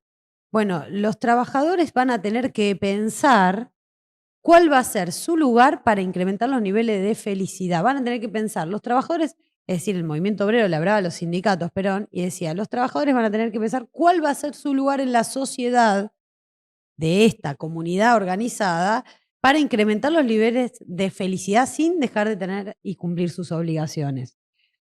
Yo no veo que eso se esté discutiendo en el movimiento obrero, ni que se esté planteando, ni que tengamos aristas de posibles salidas o programas o propuestas o proyectos de ley o políticas públicas. No todo es una ley en la vida, compañeros y compañeras. A veces está todo ya escrito en la Argentina. Necesitas una política pública que haga cumplir las leyes existentes. Eso me gustaría a mí. Si vos decís, ¿qué me gustaría? Después está lo táctico y lo metodológico. Tácticamente, ¿correspondía llamar un paro, sí o no? Ponele, no querés llamar un paro. Perfecto, no hay problema. Porque no interpretás que toda solución gremial conlleva y requiere una solución política. Ponele que no interpretás eso, porque esto ya pasó con ley bases, esto se viene repitiendo, ¿no? Perfecto. ¿Por qué no llamamos un paro por el tema de los despidos? ¿Por qué no llamamos un paro por el tema del haber jubilatorio? ¿Qué está pasando? Que los jubilados se nos están muriendo por elegir entre comer y medicarse. ¿Por qué no llamamos un paro por el tema de, no sé, lo que vos quieras vinculado a tu estricta competencia? Si crees que lo otro no es tu competencia, perfecto. Para salir del embrollo de si te cae bien o no, Cristina, vamos a decir con todas las letras, salimos de ese embrollo, decime qué estás haciendo por la gente que decimos representar desde el movimiento obrero. Ese es el quid de la cuestión. ¿Y ahí cómo es construir en esa tensión? Porque, digo, a mí como rápidamente se me ocurre responder quizá que la diferencia entre un partido y el gremio es que uno necesita representar a gente que no piensa exactamente todos igual, que a veces en un partido tienen cierta síntesis. Pero ¿cómo es como construir desde tu gremio, que entiendo que forma parte de la Confederación General del Trabajo, con esa tensión en la orgánica, que a veces es, bueno, un poco esto, estábamos bastante seteados como delegados gremiales quizás. ¿Cómo es construir con esa tensión? Que decís, la orgánica también es como constitutiva a la formación. No veo un gremio, o sea, no veo a la CGT y a la conducción como dos cosas separadas. ¿Cómo lidias con esa tensión? Y cuando no se representa el pueblo o las organizaciones encuentran canales para representar. Lo peor que va de suyo, que por eso yo te digo, si querés dejar la cuestión política de lado, bueno, pelea por los laburantes. Sí, obviamente que yo tengo afiliados a Citraju Cava y también a Citraju Guerra, que es el gremio nuestro que está, y además nosotros estamos federados, tenemos sindicatos de otras provincias. Yo te hablo del Poder Judicial de la ciudad, ¿no? Donde yo soy secretaria general. Además de la federación que tiene, bueno, cada provincia es un mundo, ¿viste? Con respecto a la base. Pero te hablo de Citraju Cava. Tengo un montón de afiliados que no son kirchneristas. Porque si vos crees que Citraju Cava va a ser el sindicato con personería gremial, que tiene convenciones colectivas, único en el país del sector judicial que tenemos convenio colectivo de trabajo. Lo digo con todas las letras. ¿Viste? Después te buscan los papeles y bueno, cuando te empiezan a sobrar los papeles, si vos crees que en la justicia de la ciudad van a ser todos kirchneristas, no lo son. No lo son. Sin embargo, y yo cuando viene un compañero o una compañera con algún problema, la comisión directiva, el conjunto de delegados, no le preguntamos de qué cuadro político es, de qué cuadro de fútbol es, de qué... ni siquiera le pregunto si está afiliado o no, lo ayudo. La ayudo. Ayudamos a nuestros compañeros y compañeras. Y eso, la gente no es onza. Por eso nos elige. Y nos banca nuestra postura política. No, nos banca nuestra postura política. Nosotros en todo este tiempo, que fue todo este quilombo de estas 2 semanas, tuvimos incremento de afiliaciones. Incremento de siempre cuando afiliaciones. hay- Entonces, porque ser genuino, ser honesto, representar, digamos, sin creerse más de lo que a uno le toca hacer, estar con la gente al lado, no dejar a nadie tirado, es visto por los compañeros laburantes. Los laburantes son, antes que nada, después que todo, lógicos, no ideológicos, son lógicos. Entonces, apuestan al sindicato que mejor los representa. Lo que no voy a hacer nunca es mentirles y decirles, mira, yo soy apolítica. No, yo les voy a decir con claridad a mis compañeros y compañeras cuál es mi pensamiento y ojalá los pueda convencer. Y he convencido a muchos. Pero no creo que sea una cuestión de inorganicidad, sino que es una cuestión de representatividad. Si yo dejo de ser coherente, dejo de representar. Lamentablemente es así. No puedo dejar de seguir a las convicciones, porque tampoco me interesa. Tampoco me interesa. Creo que eso tiene un techo. Es como el modelo de Milei. Indefectiblemente va al fracaso. Más tarde o más temprano va al fracaso. Sí, Vanessa, y también para aprovecharte que te tenemos acá en la mesa, nosotros venimos militando y nosotras las compañeras venimos militando desde hace más de 10 años y en el ámbito público nosotros tuvimos muchas conquistas relacionadas a el movimiento feminista. Y y también vos habías generado la mesa de mujeres sindicalistas. Quería más o menos como nada, tener tu perspectiva, tu mirada de la actualidad, que la verdad que parecería que es una agenda que tenemos tantos otros frentes para tener que salir a bancar, me parece que se retrotrajo un poco toda nuestra formación. Y que incluso tuvimos un poco de contradicciones al principio de este gobierno, porque era tanto el golpe y tanto los golpes que teníamos, que recibíamos, que teníamos como una contradicción de tenemos que levantar, tenemos que salir a defendernos de cada golpe respecto de financiamiento de las políticas públicas y demás. ¿Cómo ves eso? ¿Hacia adentro de tu sindicato y a nivel general? Sí. Cuando nosotros armamos Mujeres Sindicalistas en el 2016, si mal no recuerdo, sí, 2016, que es una expresión de un montón de organizaciones sindicales de distintas centrales, transversal, digamos, ¿no? Tenía un objetivo. ¿Cuál era el objetivo? Primero, interpretar el momento histórico. ¿Qué estaba pasando? La ola del Ni Una Menos, ¿no? Se venía la ola del Ni Una Menos. Y esa ola del Ni Una Menos, interpretamos nosotros con un conjunto de compañeras, iba a chocar de frente con el movimiento obrero.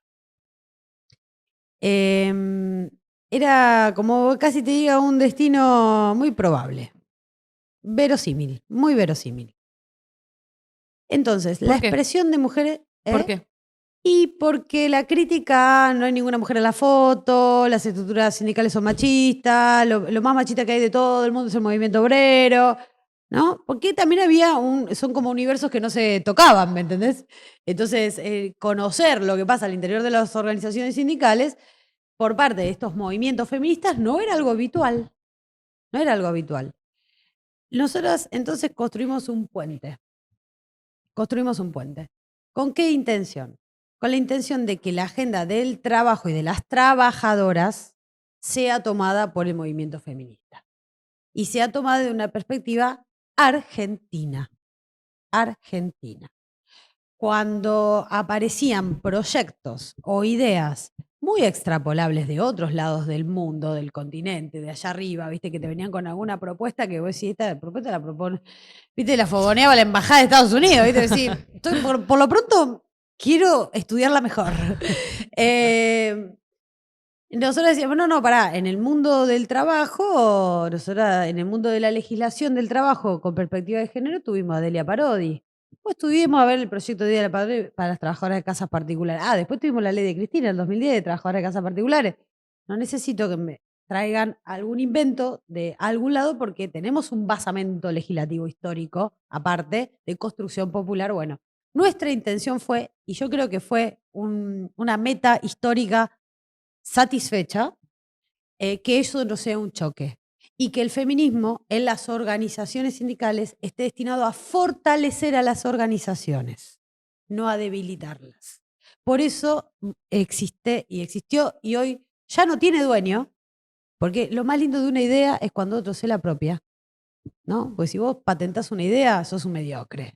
Lo mejor de una idea, y una idea verdadera triunfa cuando un conjunto indefinido de personas se la apropia. Lo mejor de Mujeres Sindicalistas fue eso, es haber entendido el momento histórico, haber entendido la necesidad de tantas compañeras del movimiento obrero de participar de esa expresión del feminismo, pero participar del feminismo con la propia bandera del trabajo, con la propia lógica, con, por ejemplo, porque estoy hablando muy en abstracto, ¿no? Ustedes díganme, ¿o se está entendiendo está lo que muy bien, se digo? está ¿No? Ok. Doy un ejemplo para bajar a la realidad las ideas. Cuando se discute la paridad en las organizaciones sindicales. Bien, bueno, vamos a discutir eso. Perfecto. Bueno, yo lo que planteo ahí siempre es una cosa.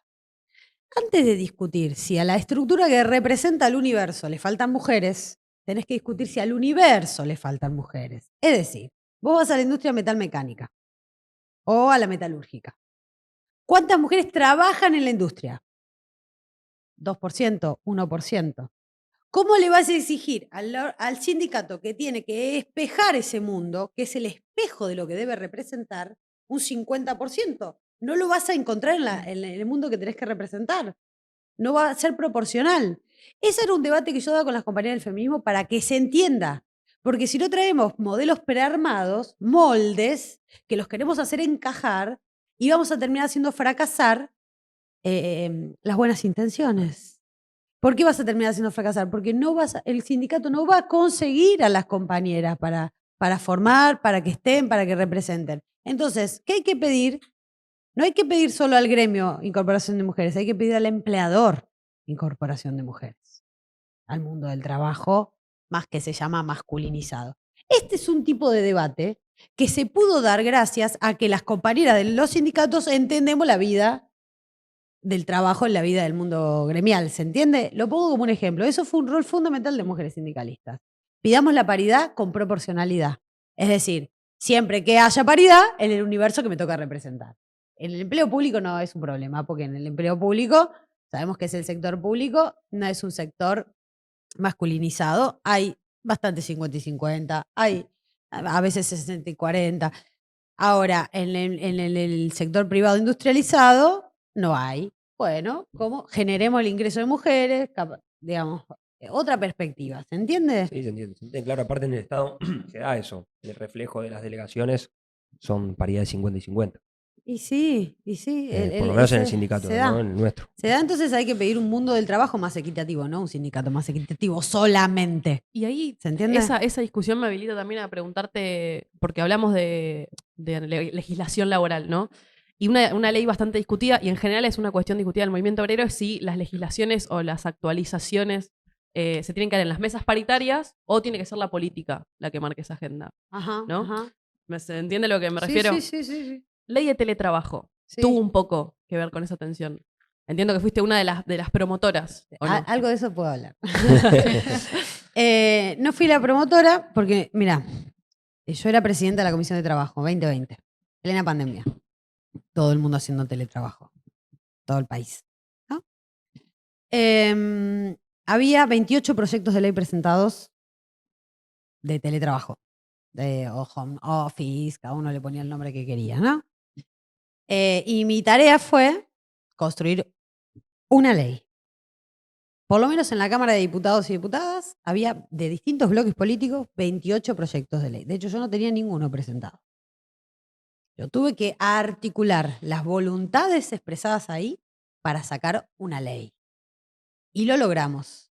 De hecho, en la Cámara de Diputados, la ley de teletrabajo salió, y no por casualidad está en el DNU 70 para ser derogada, porque a uno no le puede gustar porque no fue una ley perfecta, fue una ley posible.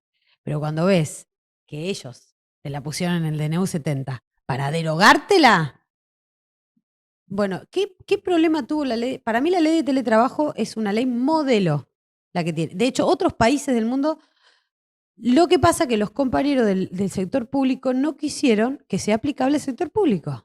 Grave error, que creo yo. Grave error. Lo que manda la ley de teletrabajo es a perfeccionar los aspectos a los convenios colectivos de trabajo. Combina lo que vos acabas de decir. La ley de teletrabajo es una ley de principios básicos que establece la nueva modalidad laboral al interior de la ley de contrato de trabajo y además todo lo que cada sector con sus particularidades le puede agregar, el último artículo dice deberá negociarse convencionalmente. Porque no podés abarcar en una ley general la diversidad laboral que hay en la República Argentina e incluso diversidad geográfica e incluso de norte a sur, de todo tipo de, digamos, tenemos una fragmentación laboral muy grande. Entonces, bueno, podés regular en una ley laboral aspectos generales y hacérselos meter con forceps a todas las actividades laborales. No, a todas las ramas de actividad. Hay que permitir que el convenio colectivo haga su juego en eso. Ahora, los principios generales establecidos en la ley de teletrabajo, llámese flexibilidad horaria cuando realizás tareas de cuidado en simultáneo que estás trabajando en tu casa, el desconexión digital. Ese es uno de los mejores que tiene la ley de teletrabajo. El que te paguen los insumos, la silla ergonómica, la computadora, que te paguen una proporcional de la luz, el gas que vos gastás, porque las empresas lo que tienen es una rentabilidad ahorrada cuando te mandan a tu casa a laburar. Se ahorran papel, luz, insumos, internet, calefacción, se ahorran todo eso, lo cual es una transferencia de riqueza directamente hacia el empleado, la empleada. O sea, tus costos laborales se incrementan. Claro. Los tuyos, los de poder para trabajar. A la vez que te dicen también, sí, se produce un ahorro porque no se paga el transporte público. Bueno, sí, pero esos insumos básicos que la empresa siempre pagó, los debe seguir pagando en proporción de cada uno que trabaja en su casa. ¿Qué le faltó para mí a la ley de teletrabajo? Una correcta ejecución. Una correcta ejecución. Y ahí es cuando yo digo que no alcanza solo con las leyes y que las mejores leyes son las que se ejecutan. Vos podés tener una ley perfecta, que de hecho la ley de trabajo es perfectible como todo en la vida, pero es muy, muy buena. Fue reglamentada por el gobierno un año después de que salió. La ley habilitaba la modalidad, conceptualmente el teletrabajo Claro, como modalidad. la de modalidad y principios generales que te acabo de describir, de los que me acuerdo, ¿no? trabajo. Pero creo que la discusión con el Estado era la modalidad, no permitir como modalidad. Y en el Estado no quedó establecido como modalidad el teletrabajo. Capone- Grave error, porque finalmente hoy todo el mundo en el Estado hace teletrabajo de manera irregular. Entonces, ahí está Piacere del jefe, de la dirección o de la secretaría. Si vos te premio, vos me caes bien, te premio, te doy teletrabajo. O viceversa, te quiero castigar, no te doy teletrabajo. O maneja Piacere. ¿Por qué? Porque se sacó no se quiso meter el empleo público dentro del ámbito de la ley del trabajo. Si vos me preguntás qué cambio le haría a la ley, ese. Incorporaría el empleo público dentro de la ley de teletrabajo.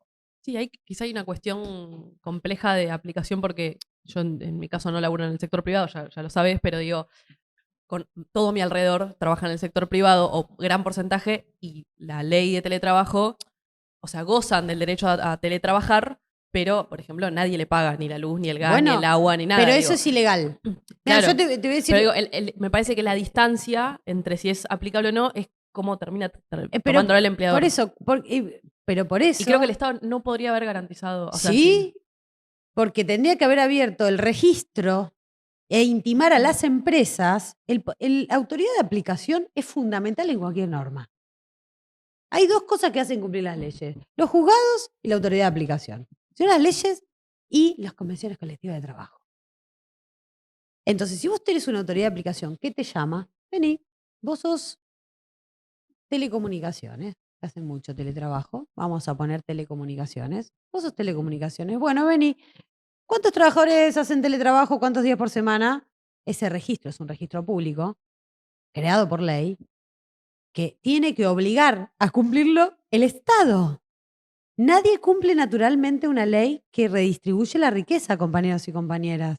Para eso está la autoridad de aplicación. Y si la autoridad de aplicación no ejecuta la norma y vos no lo tenés plasmado en el convenio colectivo de trabajo porque al momento de discutir la convención colectiva nadie lo puso arriba de la mesa, no vas a tener la aplicación de la ley. ¿Dónde va a ser el único lugar donde vos te van a pagar la silla ergonómica? Cuando lo vayas a reclamar en la justicia.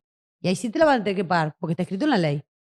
Entonces, ¿cuáles son los lugares donde se ejecutan las leyes? En la vida cotidiana. Si vos tenés una ley que no se ejecuta en la vida cotidiana, es tan malo como no tenerla. Ahora, vos querés ir a demandar esa silla ergonómica y la justicia te da la razón porque está escrita explícitamente que te la tienen que pagar. Entonces, hay muchas demandas por esto en la Justicia Nacional del Trabajo, aviso, y también está medido en la encuesta permanente de hogares el incremento, no a mi gusto como debería haber sido, pero sí hay un incremento de insumos que pagan las empresas. O sea, cada vez se pagan más los insumos del teletrabajo, es algo que fue progresar, porque también las leyes necesitan su tiempo de explicación. Eso fue, yo no me acuerdo ahora si tenés ahí, pedirle a Julián, el número de la encuesta permanente de hogares de cómo se fue incrementando la cantidad de insumos que pagan las empresas. Desde que antes de la ley, después de la ley. Se incrementó notablemente ese número. ¿Debería ser total? Sí, debería ser total. Bueno, ahí hay que articular. Autoridad de aplicación no tenemos. Olvídate, esa parte no. Bueno, convenciones colectivas de trabajo y organizaciones sindicales. Todos los sindicatos tienen que reclamar que se cumpla la ley. Si no, la gente queda en su individualidad pidiendo sola ante un juzgado. Que seguramente la gane, pero que no es justo tener que ir a demandar porque te tienen que dar una computadora o la silla ergonómica o te tienen que pagar la proporción de luz de las horas trabajadas.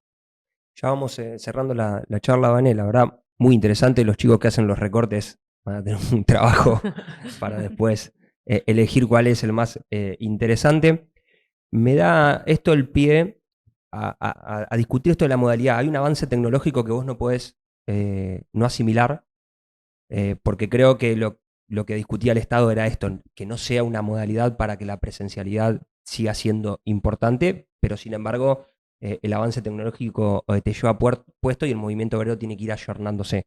¿Crees que para los trabajos del futuro el movimiento obrero tiene que hacer una gran reforma laboral, una gran reactualización, como vos lo quieras llamar, según el concepto que elijas, pero crees que tenemos que abordar la inteligencia artificial, los avances tecnológicos de una manera integral o Sí. discutida según cada actividad laboral?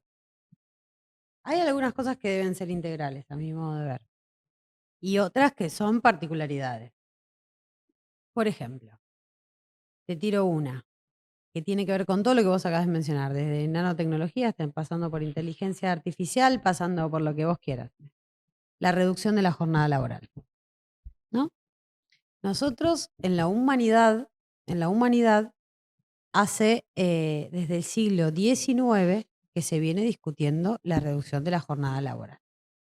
Y es paradojal que lo hayan discutido las obreras textiles de Cotton, lo cual le da el nacimiento al 8 de marzo, que lo hayan discutido los mártires de Chicago, lo cual le da nacimiento al 1 de mayo, y que hoy, con el avance de la producción que hace que vos puedas producir esto mismo en una velocidad inusitada y con mucha menos cantidad de gente, no estemos discutiendo la reducción de la jornada laboral. Creo que obviamente viene de la mano de la desconexión digital. Creo que son dos aspectos dos caras de la misma moneda. hay que discutir la reducción de la jornada laboral y la desconexión para todas las actividades, y más en el empleo público, chicos, porque si donde sabemos que los jefes siguen mandando mensajes después de hora es en el empleo público, lo sabemos que esto pasa. Entonces, me parece a mí que el tema de cuidados es otro de los debates del futuro, porque hay ese reemplazo de la máquina al humano, hay aspectos laborales fundamentales que no, por lo pronto no va a ser masivamente posible. Uno de ellos es cuidar a otros y a otras. Creo que ahí también tenemos que nosotros afianzar el lápiz. Creo que tenemos que entender una idea general, que es actualización laboral no significa quita de derechos. Eso tiene que ser fundamental. O sea, actualización laboral, ahora te ponen ley base de actualización laboral, DNU 70 actualización laboral, todas quitas de derechos. Eso es más viejo, eso no es nuevo, eso no es futuro, eso es pasado. Eso no es actualizar las normas laborales. Creo que nos faltan derechos, no nos sobra ninguno. Eso es lo que me parece. Bien, perfecto. Bueno, Vanessa Silens, en Paritarias Libres, te voy a hacer la última, que Bueno. no estaba. Porque vos nos dijiste que había dividir a la política del sindicalismo. Era una soncera. Era una soncera. Sí. ¿Alguna soncera que el movimiento obrero en su conjunto tenga? Una verdad que no se pueda tocar, porque si no sos inorgánico, porque si no estás en contra del movimiento obrero. Algo que vos pienses que, che, esta verdad que todos tenemos en la cabeza no va más para el futuro. Pero justo yo, viste, no. Y tenés 2 minutos, Qué difícil esa, ¿eh? No, bueno, Tenés yo se las cedo para que la respondan ustedes. Bueno, que perfecto. ¡Ah, silencio! No diga nada. Bueno, que dejamos lo diga para la gente, que lo diga la gente. Bien, que lo Que lo comenten digan los en los trabajadores y los comentarios ahí la trabajadoras. gente. Dale. Vanessa, muchas gracias. No, gracias a ustedes. Bueno, ya terminamos con este capítulo de Paritarias Libres. Cande, para que se suscriban. Sí, primero nos comentan lo que acaba de decir Vanessa. Los quiero leer ahí abajo. Y después Paritarias Libres en TikTok, Paritarias Libres en Instagram, Paritarias Libres en Twitter y se suscriben a YouTube, le dan corazón. Bien, suscríbanse. Vanessa, por favor, suscríbete. Gracias. Sí, ya mismo, ya me estoy suscribiendo.